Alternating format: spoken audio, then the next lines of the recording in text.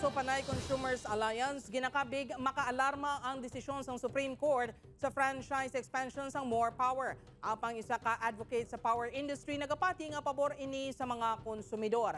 Ini ang gintutukan ni Zen Kilantang Sasa.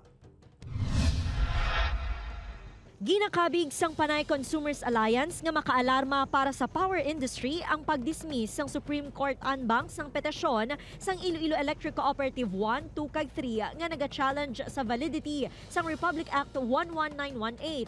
Ang laying nagasaad sang expansion sang franchise area sang More Electric and Power Corporation sa mga lugar nga sakop sang prangkisa sang Ileco. Suno sa spokesperson sang grupo, tuman ka delikado ini bangod mahimo nga mangin kontrolado na sang pribado nga kumpanya ang industriya. At least may ara pa say ang pumunuyo kay Co-op, gani siya ang pangalan niya.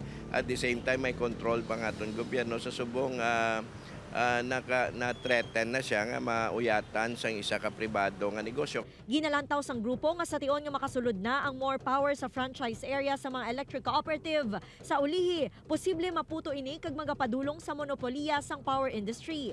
Ini ang pwede magtugas ang pagmahal sang sukot sa presyo sang kuryente. Bananta naman no nga kung ang isa ka public service industry naton mauyatan sa isa ka dako nga negosyo, mas magapanguna na ang business interest ni kumpara sa public service interest ni.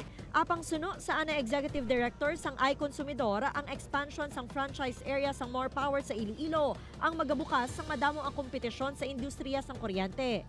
We are hoping no nga ang ina nga decision will open for more competition. Pero as the setup ever since may natural monopoly ang natawag sina nga term sa power industry.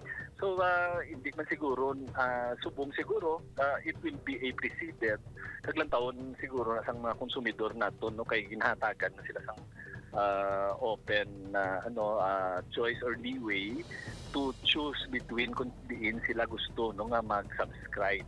Upod kay Cirilo Renduque, Zen Kilantang Sasa, One Western Visayas.